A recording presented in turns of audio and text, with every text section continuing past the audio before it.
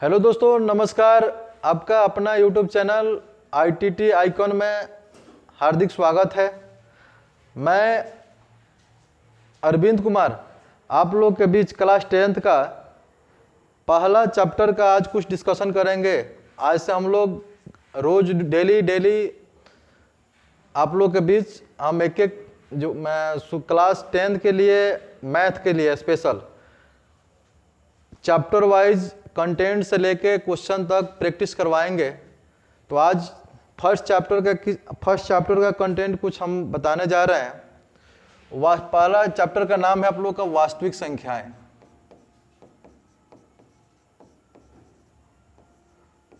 वास्तविक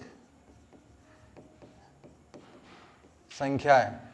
वास्तविक संख्याएं को इंग्लिश में क्या कहते हैं? Real numbers.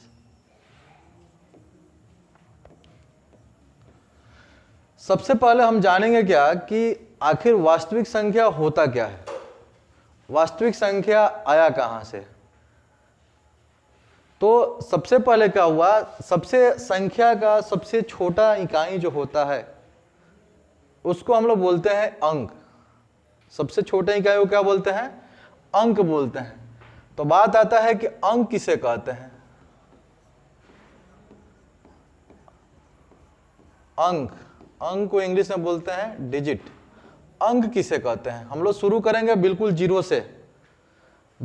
से। जो भी नए हैं पुराने हैं सबके लिए यह वीडियो बहुत ही फायदेमंद होगा। एक बार आप जुड़ के देखिए। सबसे छोटा इकाई होता है जिसको बोलते हैं अंक। अंक बाबू होता है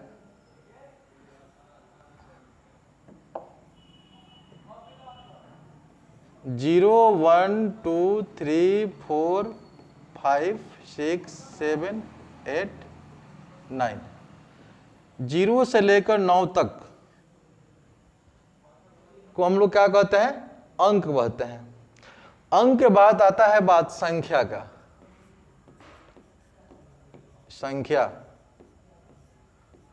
संख्या का इंग्लिश होता है नंबर। संख्या अंकों के समुच्चय को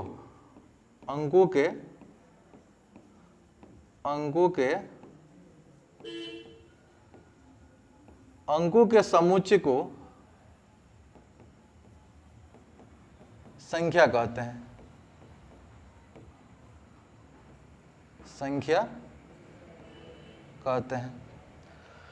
अब बात आता है कि अंकों के समुच्चय को क्या कहते हैं? संख्या कहते हैं। समुच्चय का मतलब क्या होता है? आप लोग के बीच एक वर्ड लिखा हुआ है समुच्चय। समुच्चय का मतलब होता है संग्रह, समूह। सबसे अच्छा वर्ड है समूह। समूह कहने से आप लोगों को समझ में आ गया होगा कि आखिर समूह क्या होता है। कभी भी सिंगल चीज का, सिंगल आदमी का हो, सिंगल नंबर का हो, समूह नहीं बोला जाता है। समूह जब भी बोला जाता है तो हमको 2 या 2 से अधिक चीज, 2 या 2 से अधिक नंबर हो, 2 या 2 से अधिक आदमी हो, चाहे जो भी हो, हम लोग समूह दैनिक भाषा में समझ जाएं कि समूह का मतलब ये होता है कि साथ हो। अगर कोई व्यक्ति सिंगल हो तो उसको समूह में नहीं कह सकते हैं। अगर कोई अंक सिंगल लिखा हो तो उसको हम समूह में नहीं कह सकते हैं। समूह का मतलब होता है कि वो साथ साथ होगा, एक साथ होगा, उसको हम लोग क्या बोलेंगे? समूह बोलेंगे। तो अंकों के समुच्चय को संख्या कहते हैं। समुच्चय का मतलब होता है समूह। तो एक से अधिक अंक को हम लोग क्या कहेंगे? संख्या कहेंगे। अब हम लोग देखेंगे, अब दुनिया में जितनी भी संख्याएं लिखी जाती हो, जितने भी 0 से लेकर 9 तक, इतने अंक से मिलकर दुनिया में बहुत सारे संख्याएं बनाई जा सकती है। सब संख्या होता है। अब देखते हैं कि संख्या कितनी प्रकार का होता है।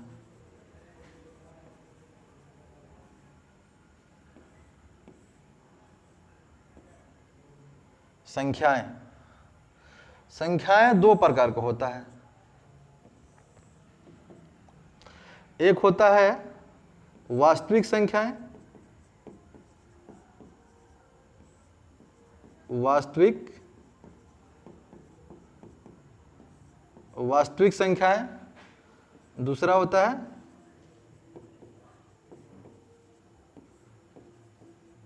काल्पनिक संख्याएं। वास्तविक संख्या को इंग्लिश में बोलते हैं रियल नंबर्स, जो आपका चैप्टर के नाम है, रियल नंबर। और काल्पनिक संख्या को बोलते हैं इमेजिनरी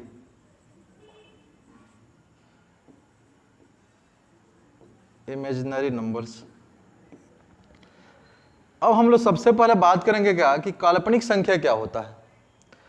वास्तविक संख्या तो हम लोग पढ़ते रहते हैं, हाँ, बचपन से लेके अभी तक 6 से लेके पढ़ते हैं कि वास्तविक संख्या है, जहाँ तक सब कुछ पढ़ता है। अब हम लोग बात करेंगे कि आखिर काल्पनिक संख्याएं क्या होती है। पहले हम इसके बारे में जानेंगे काल्पनिक संख्या क्या होती है। तो काल्पनिक संख्या जानने के लिए एक दो हम एग्जाम्पल बिठाएंगे, विशेष इसके बारे में जानकारी अब लोग को 11th में पढ़ने को मिलेगा। काल्पनिक संख्या कॉम्प्लेक्स नंबर चैप्टर जो होगा उसमें इसके बारे में हम लोग जानेंगे, पढ़ेंगे। अभी हम लोग जान जाएंगे, पहचान जाएंगे कि ये कौन सा काल्पनिक संख्या होगा, कौन सा वास्तविक संख्या होगा। काल्पनिक संख्या होगा जो भी रूट में अगर माइनस में लिखा हो, कोई भी संख्या अगर रूट में हो और वो माइनस में हो तो हम उसको बोलेंगे काल्पनिक संख्या। जैसे √2 हो गया, √3, रूट में -3 हो जाएगा, -4 हो सकता है, ETC इत्यादि। इसको सॉल्व करने के लिए हम लोग आयोटा के माध्यम से इसको सॉल्व करते हैं, आयोटा के माध्यम से। तो इसके बारे में क्लास 11th में विस्तार रूप से पढ़ना है, ज़्यादा विशेष कुछ नहीं बताएंगे इसके बारे में। अब आइए, जितने भी रूट में अगर कोई भी संख्या माइनस लगा हो तो समझ जाइएगा कि वो क्या है, काल्पनिक संख्या है। अब हम लोग बात करते हैं कि अगर काल्पनिक संख्या को छोड़ दो तो दुनिया की सारी संख्याएं वास्तविक संख्या होती है।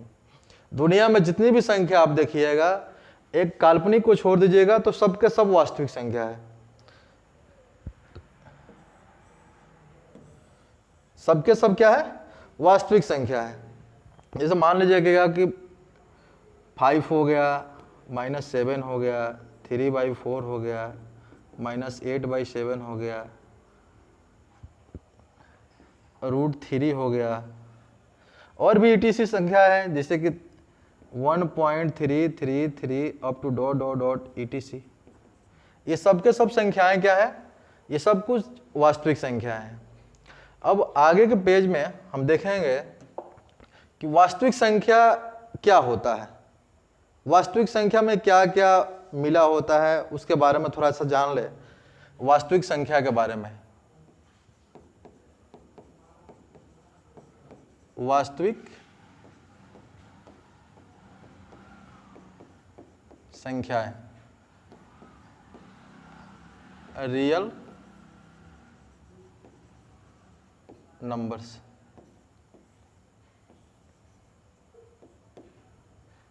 वास्तविक संख्या है रियल नंबर्स, ठीक है।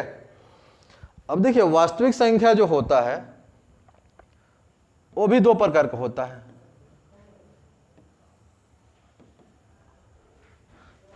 एक होता है परिमेय संख्या,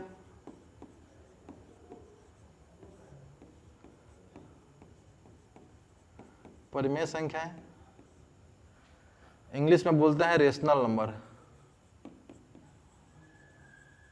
रेशनल नंबर्स। दूसरी होता है अपरिमेय,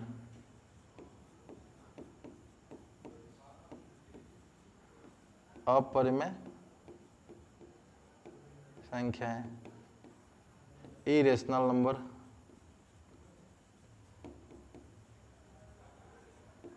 इरेशनल नंबर्स। ऐसा अगर वास्तविक संख्या के परिभाषा के बारे में हम लोग जानेंगे तो परिमेय संख्या, परिमेय तथा अपरिमेय संख्याओं को हम लोग क्या बोलते हैं, वास्तविक संख्या बोलते हैं। अब बात आता है कि परिमेय संख्या के बारे में जान जाए। हम लोग का तो चैप्टर खैर वास्तविक संख्या था, लेकिन अब संख्या के बारे में पढ़ रहे हैं तो कुछ विस्तार से जान जाए, जहाँ तक हम लोग के यूज में आने वाला है, जहाँ तक इस चैप्टर में संख्याएं के बारे में यूज में आने वाला जो है उसके बारे में थोड़ा हम लोग चर्चा कर लेंगे, उसके बाद से उसके बारे में पढ़ेंगे। तो परिमेय संख्या क्या होता है। अब बात आता है कि कौन संख्या को हम परिमेय जानेंगे, ऐसी कौन सी संख्या होगा जिसको हम परिमेय पहचानेंगे, ऐसे कौन सी संख्या होगा जिसको हम अपरिमेय संख्या पहचानेंगे। तो परिमेय संख्या पहचानने का तरीका होता है, उसका नियम होता है कि सबसे पहले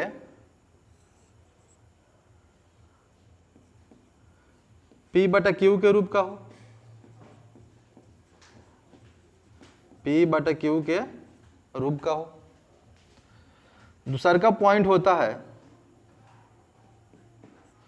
Q not equal to 0। Q जो होना चाहिए, मतलब हर जो होना चाहिए वो 0 के बराबर नहीं होना चाहिए। तीसरा पॉइंट होता है P तथा Q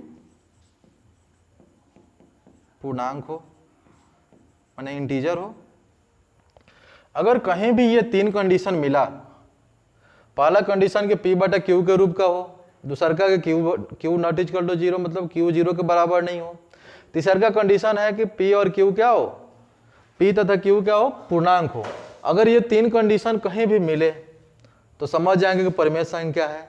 अगर ये तीनों कंडीशन नहीं मिले तो फिक्स समझ जाना कि वो परिमेय संख्या नहीं है, वो कहीं ना कहीं वो क्या है, अपरिमेय संख्या होगा, चाहे जो भी होगा।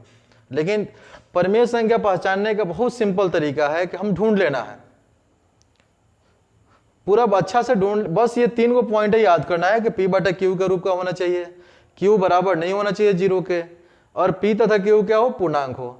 ये तीन कंडीशन जहां भी मिला समझ जाए कि वो पूर्णांक है, अदरवाइज वो पूर्णांक नहीं है। इसके अलावा बस ये तीनों गुण होना चाहिए। जैसे मान लीजिए कि अगर मैं बात करूं एग्जाम्पल के लिए, कि मैं बात करूं कि -2 बटा 3। हाँ, एक मिनट, सबसे इंपॉर्टेंट चीज है कि आखिर हम पूर्णांक किसको कहेंगे, इंटीजर किसको कहेंगे। अगर सब कुछ पता हो, अगर किसी किसी बच्चे को क्या होता है कि उसको पता नहीं चलता है कि हाँ 9th-10th में चला जाता है कि पूर्णांक क्या होता है, तो इस कंडीशन में उसको पकड़ में नहीं आएगा कौन परिमेय है कौन अपरिमेय है। तो बात कर लेते हैं कि आखिर पूर्णांक, पहले पूर्णांक के बारे में थोड़ा सा बात कर लेंगे हम। थोड़ा सा हम इसको सिलेक्ट करके एक साइड कर दें।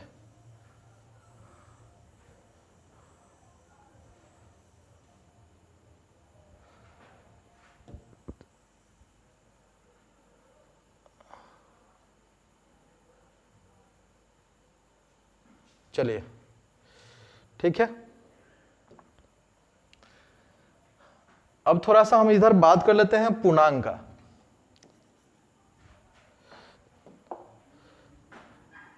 थोड़ा सा हम बात इधर करेंगे पूर्णांक। आखिर पूर्णांक क्या होता है? पूर्णांक को इंग्लिश में बोलते हैं इंटीजर्स। इंटीजर्स होता क्या है थोड़ा सा जान लिए। हम लोग शुरू में पढ़े होंगे संख्या रेखा के बारे में। संख्या रेखा के बारे में हम लोग शुरू में कहीं ना कहीं पढ़े होंगे कि संख्या रेखा क्या होता है। संख्या रेखा होता है एक नंबर लाइन। संख्या रेखा को इंग्लिश में क्या कहते हैं? Number line.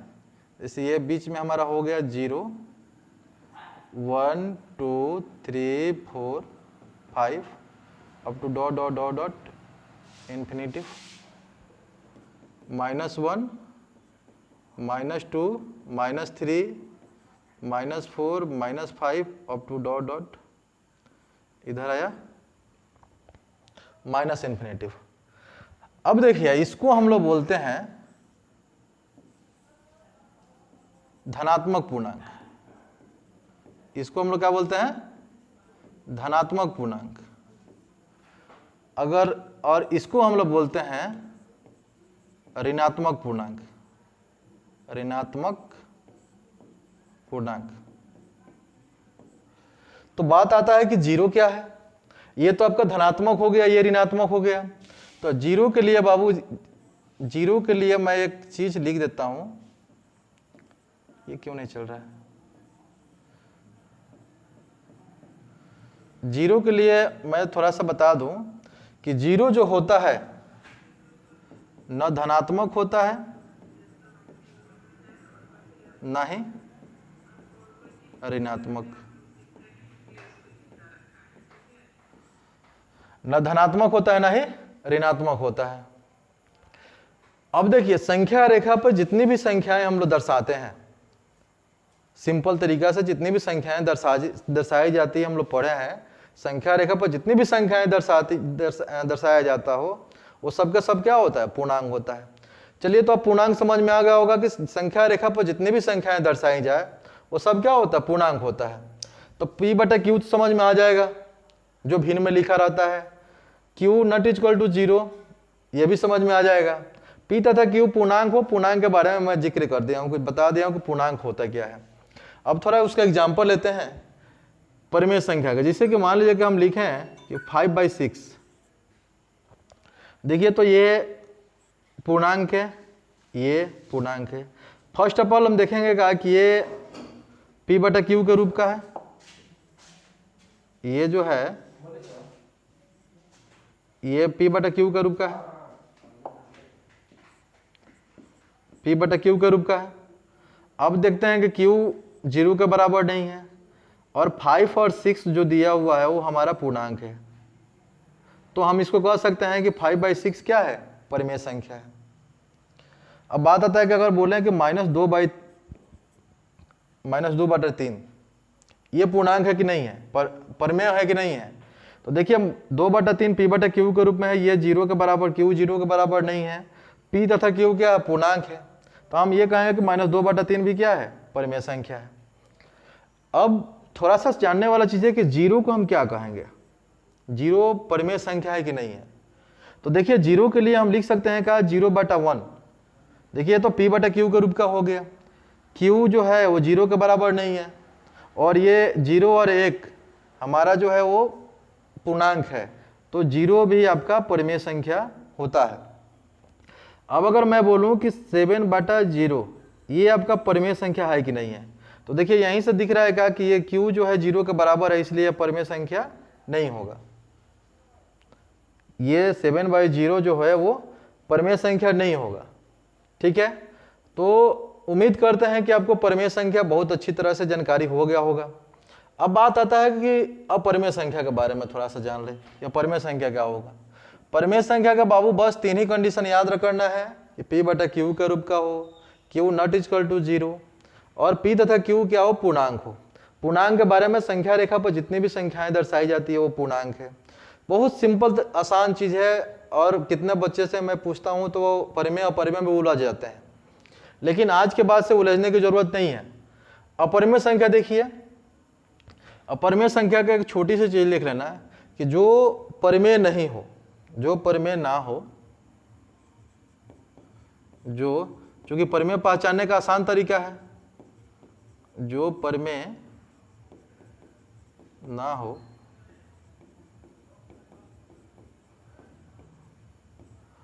अपरिमेय संख्याएं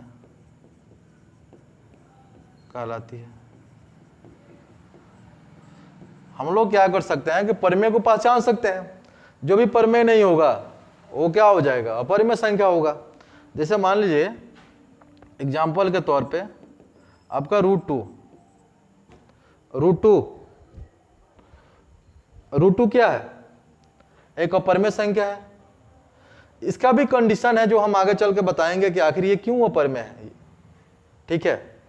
√2 अपरिमेय हो गया, √3 हो गया, रूट में मैक्सिमम चीजें जितने भी है वो सब के सब क्या होता है, सब अपरिमेय संख्याएं होती है, ETC लिख देते हैं। अब आपको अंक से लेकर मैं वास्तविक संख्या, काल्पनिक संख्या, परिमेय और अपरिमेय बिल्कुल सिंपल आसान तरीका से मैं बता दिया। अच्छा, एक बात आता है, क्वेश्चन हम लोग को पूछता रहता है कि पाई क्या होता है, पाई परिमेय है कि अपरिमेय है। बहुत शानदार क्वेश्चन है, आप लोगों को बहुत सारे क्वेश्चन पे मिला होगा कि पाई जो है वो क्या है। तो पाई बाबू है, जो पाई के लिए याद करिएगा कि पाई जान जाइए कि पाई अपरिमेय संख्या है। पाई जो है वो अपरिमेय संख्या है, क्योंकि जो इसका मान होता है 3.1415 डॉट डॉट डॉट करके आता है, कोई फिक्स नहीं होता है, ठीक है। इसीलिए पाई अपरिमेय संख्या होता है। अब हम यहां से बहुत सारे संख्याएं होती है, प्रकृत संख्या, पूर्ण संख्या, सम विषम, ये सब जानकारी आप लोगों को पहले से होगा, ठीक है। कभी बात आएगा तो जहाँ क्वेश्चन फंसेगा उसके बारे में हम जिक्र कर देंगे। अब थोड़ा सा हम लोग जानेंगे क्या कि परिमेय अपरिमेय जो है वो तो भिन्न में है। दशमलव में भी वो चीज़ हम लोग को जानना होता है कि दशमलव में कोई संख्याएं लिखा हो तो हम लोग कैसे पहचानेंगे वो परिमेय है कि अपरिमेय है।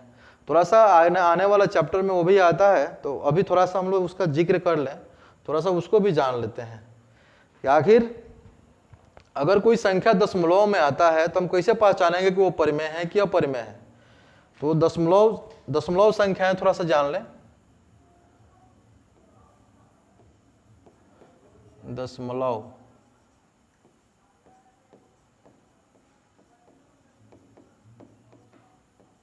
दशमलव संख्याएं इंग्लिश में बोलते हैं डेसिमल नंबर्स। Decimal numbers. अब देखिए दशमलव जो होता है, दशमलव, इधर हम कुछ एग्जाम्पल के लिए हम बता रहे हैं कि दशमलव जो संख्याएं हैं, या तो हम दशमलव लिखने का तरीका है कि जब हम किसी संख्या को भाग देते हैं, जैसे सपोज कीजिए कि हम अगर मान लीजिए कि 17 में 2 से भाग दिए तो 8 दूना 16, 1 यहाँ पे पॉइंट होगा तो यहाँ पे 0, 10 कट गया। मतलब एक कंडीशन हुआ कि आपका जो रिमाइंडर, जो आपका शेष बचा वो 0 है। दूसरका बार ऐसा कोई भाग दीजिएगा, जैसे कि मान लीजिए कि हम बोलेंगे कि 10 में 3 से भाग दीजिए, 10 में 3 से भाग दीजिए, तो 10 में अगर 3 से भाग दीजिएगा, तितरी का 9, 1 0, तो यहाँ पे दशमलव लगाइएगा, फिर तितरी का 9, फिर 1 0, तो फिर ऐसा करते करते 9, यहाँ पे बढ़ते करते 2-4 पेज करते रह जाइएगा, नहीं इसका शेषफल 0 आएगा कभी, इसका जो भागफल होगा वो हमेशा रिपीट करेगा। एक कंडीशन ये हुआ। पहला कंडीशन ये हुआ कि एक ऐसा संख्या आया, ऐसा टाइम आया कि हमारा भागफल तो पॉइंट में आया, लेकिन हमारा जो रिमाइंडर शेष बचा वो 0 आ गया। एक कंडीशन ऐसा होता है कि जहां पे भागफल रिपीट कर रहा है, देखिए भागफल रिपीट कर रहा है 3, और शेषफल जो हमेशा रिमाइंडर उसका 1 बच रहा है। हम कितने भी भाग कर रहे हैं, कैसे भी भाग कर रहे हैं, तो नहीं उसका शेषफल 0 आ रहा है, नहीं उसका भागफल रिपीटे हो रहा है। अब तीसरा एक कंडीशन आता है ऐसा कि जैसे कि मान लीजिए कि आपको बोलेंगे कि √2 का मान निकालिए, √2 का मान निकालिएगा। आप क्लास 8 में पढ़े होंगे √2 का मान निकालने के लिए कि रूट का जो मान निकाला जाता है भाग विधि से, अगर √2 का मान निकालोगे, ऐसे हम लोग निकालते हैं, दशमलव के बाद जोरा जो है, जोरा शून्य लगाते हैं, उसके बाद से क्या इधर से जोरा लगा देते हैं, फिर हम लोग क्या करते हैं 1 बार में गया 1 1, फिर 0 0, फिर यहाँ पे दशमलव, ऐसे एक भाग विधि से हम लोग सॉल्व करते हैं इसको। तो इसको भी सॉल्व कीजिएगा तो इसमें ऐसा कंडीशन आएगा, नहीं रिमाइंडर इसका 0 होगा, नहीं वो कटेगा, और भागफल भी जो होगा 1.4 ऐसा करके आएगा, ये भी रिपीट नहीं होगा, ये भी क्या होगा, रिपीट नहीं होगा। तो आप यही मात्र 3 कंडीशन होता है दशमलव जानने के लिए कि एक कंडीशन ऐसा होगा कि जहां पे फिक्स दशमलव होगा, एक कंडीशन ऐसा आएगा कि जहां पे दशमलव लगेगा, उसके बाद से जितने भी संख्याएं होगी उसका रिपीट होगा, और एक ऐसा संख्या होगा कि वो रिपीट भी नहीं होगा। तो यही 3 कंडीशन होता है दशमलव संख्या में, कि जैसे कि मान लीजिए कि बोलेंगे कि 2.7 हो गया, उसके बाद से आपका रिमाइंडर से 0 बच जाएगा। एक कंडीशन ऐसा होगा कि मान लीजिए कि 3.33333, ऐसा आप करते रहिएगा, ये 3 का रिपीट होते जाएगा। एक कंडीशन ऐसा आएगा कि आपको 1.1413256 ऐसा कुछ आएगा, ये नहीं रिपीट भी नहीं करेगा और कटेगा भी नहीं। ये 3 कंडीशन आता है। अब आपको ये तीनों कंडीशन किस किस समय पे आता है, थोड़ा उसके बारे में हम जानकारी ले लेंगे। तो ये 3 कंडीशन को हम 3 भाग में बांट देते हैं। ये 3 जो कंडीशन आपने समझा, इसको हम 3 भाग में बांट देते हैं। पहला को हम लोग बोलते हैं जिसका शेषफल 0 आ जाए, जिसका रिमाइंडर 0 आ जाए, उसको हम लोग बोलते हैं शांत। दशमलव, शांत दशमलव, उसको हम लोग बोलते हैं शांत दशमलव। अगर हम इंग्लिश में बात करें तो इसको बोलते हैं टर्मिनेटिंग,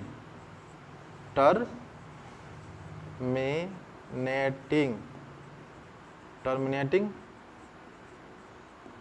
डेसिमल, इसको हम लोग बोलते हैं टर्मिनेटिंग डेसिमल। इसमें क्या होता है, इसमें आपका जो शेषफल होता है, जो रिमाइंडर होता है वो जीरो हो जाता है। अगर रिमाइंडर जीरो हो जाएगा तो आपका कुछ ऐसा होगा, जैसे मान लीजिएगा 2.74 हो सकता है, या फिर 3.954 हो सकता है। मतलब किसी निश्चित भागफल हम जब देखें भाग देते हैं तो वहाँ पे क्या हो जाए, वो कट जाता है, उसका शेषफल क्या हो जाता है, शून्य हो जाता है, एक निश्चित शून्य हो जाता है। दूसरा का जो होता है अशांत आवर्ती दशमलव, अशांत आवर्ती दशमलव का इंग्लिश होता है non terminating, non terminating, non terminating repeating, REP, non terminating repeating decimal. इसको हम लोग बोलते हैं अशांत आवर्ती दशमलव। अब अशांत आवर्ती का एग्जाम्पल क्या हो सकता है, जिसे हम बोलेंगे कि यहाँ पर लिखे हैं आपका एग्जाम्पल में कि 3.3333, देखिए इसका रिपीट हो रहा है। इसमें होता है कि इसका शेषफल कभी जीरो नहीं होगा और भागफल जो होगा वो रिपीट करते रहेगा। अब ये जरूरी नहीं है कि आपका जो भागफल होगा एक ही अंक का रिपीट होगा। मान लीजिए आपका ये भी हो सकता है, 2 अंक का भी रिपीट हो सकता है, ऐसा भी रिपीट हो सकता है, 3 अंक का भी रिपीट हो सकता है, 3 अंक का भी रिपीट हो सकता है, 4 अंक का भी रिपीट हो सकता है। इसके लिए कोई बहुत दिक्कत नहीं है, रिपीट होगा। कोई खास अंक के बाद हमेशा वो रिपीट होते रहता है, उसको रिपीटिंग बोलते हैं। और लास्ट जो बोला जाता है, लास्ट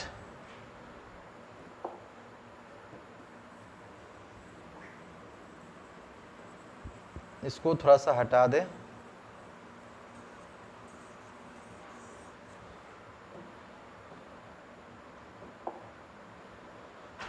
इसको बोला जाता है अशांत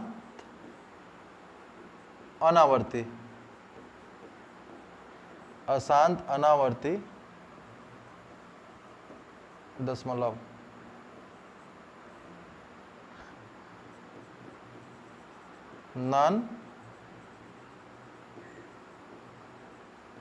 non terminating, non repeating decimal,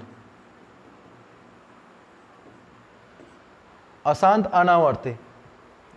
अब ये अशांत अनावर्ती जो है, जैसे √2 का आप √2 का मान निकालिए, √3 का मान निकालिए, √5 का निकालिए, √7 का निकालिए, पाई का मान लीजिए।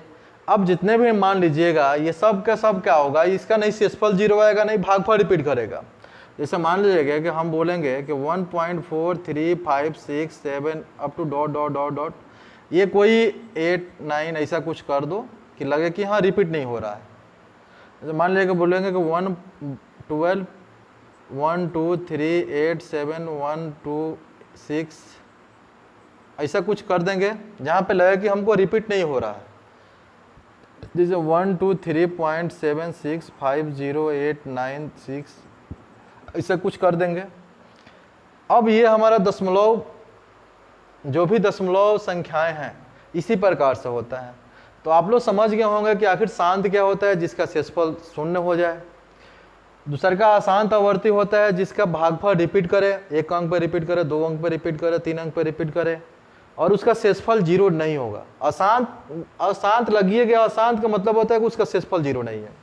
अब बात आता है आवर्ती का। देखिए कितना बढ़िया वर्ड लिखा हुआ आवर्ती। आवर्ती का इंग्लिश में हम बोलते हैं रिपीट। मतलब किसका रिपीट, भागफल का रिपीट। जहां पर लगे कि भागफल का रिपीट हो रहा है वो आपको समझ जाए कि जहां पर भागफल का रिपीट हो गया अशांत आवर्ती हो गया। और यहाँ पर लिख रहा है कि नॉन रिपीटिंग अनावर्ती, अनावर्ती मतलब उसका भागफल जो है वो रिपीट नहीं करेगा, तो वो हो जाएगा अनावर्ती। शांत का मतलब जिसका शेषफल जीरो आ जाए वो शांत हो गया। अशांत का मतलब जिसका शेषफल जीरो ना हो वो अशांत हो गया। आवर्ती का मतलब समझ गया जिसका भागफल रिपीट करे। अनावर्ती का मतलब जिसका भागफल रिपीट ना करे। मैं इंग्लिश इसलिए लिख दिया कि इंग्लिश लिखने में आपका हिंदी से आसान है इंग्लिश से ये। देखिए अनावर्ती मतलब नॉन रिपीटिंग, आपको भी कोई भी पढ़ेगा तो लग जाएगा उसका रिपीट नहीं होगा, उसका रिपीट नहीं होगा तो अनावर्ती हो गया। अब आप लोग जानिए कि इस कंडीशन में पूछा जाएगा कि कौन सा परमेय है कौन सा अपरमेय है। आप लोग के क्वेश्चन में ऑब्जेक्टिव में आता है ये सब कि ऐसा कुछ दे दिया रहेगा, बोला जाएगा कि इस दशमलव में ऐसा दशमलव संख्या बैठा के बोला जाएगा कि इसमें कौन परमेय है कौन अपरमेय नहीं है। तो आप लोग जान जाइए कि शांत दशमलव और अशांत आवर्ती ये दोनों होता है वो हमारा होता है परमेय संख्या। ये जो दोनों होता है वो होता है परमेय संख्या, परमेय संख्या है। और जो अनावर्ती होता है अशांत अनावर्ती वो होता है अपरमेय, अपरमेय संख्याएं। अब अगर कहीं से भी क्वेश्चन आपका परमेय और अपरमेय का होगा, उम्मीद करते हैं कि आपको कहीं से भी कोई फंसने वसने की ज़रूरत नहीं होगा, आपको हर चीज़ क्लियर हो गया होगा। आपको पढ़ना होगा कि शांत, अभी आपको आगे में पढ़ना ही होगा कि शांत हो, उसमें पूछेंगे कि उसका हर का फैक्टर जो होगा वो 2 और 5 होगा तो वो शांत हो जाएगा। यही कंडीशन होता है कि अगर 2 और 5 हो, चाहे 2 हो या 5 हो, इससे किसी भी संख्या में हम भाग देंगे, 2 या 5 हो, यही लिखा जाता है 2 हो या 5 हो या 2 और 5 हो। तो देखिए तो 2 और 5 10 होगा, तो किसी भी संख्या में भाग देंगे तो हमारा क्या होगा, उसका शेषफल 0 हो जाएगा। 2 से भी किसी भी संख्या में भाग दोगे तो शेषफल 0 हो जाएगा। 5 से भी किसी भी संख्या में भाग दोगे, इससे दुनिया का कोई भी संख्या हो, दुनिया का कोई भी संख्या हो जो वास्तविक संख्या हो, जो उसमें तुम भाग दोगे 2/5 से दोगे या 2 से दोगे या 5 से दोगे, तो उसमें क्या होगा कि उसका भागफल, उसका शेषफल 0 हो जाएगा। शेषफल 0 हो जाएगा तो हमारा शांत हो जाएगा। ठीक है, तो उम्मीद करते हैं कि यहाँ तक आप लोग को हर बात समझ में आ गया होगा। तो इसी के साथ आज का हम, जैसे भी अगर अच्छा लगे थोड़ा सा आप लोग कमेंट शेयर ओवर कर दीजिएगा। थोड़ा हमको भी लगेगा कि मैं जो वीडियो बना रहा हूँ ये मेरा फर्स्ट वीडियो है आप लोगों के चैनल का, तो थोड़ा सा मुझे भी अच्छा लगेगा कि हाँ मेरा जो टेक्निक है बताने समझाने का जो भी है सही है या उसमें और सुधार चाहिए। जो आप लोग कमेंट, उम्मीद करते हैं कि आप लोग ज़रूर कमेंट कीजिएगा। चलिए बहुत बहुत धन्यवाद, थैंक यू।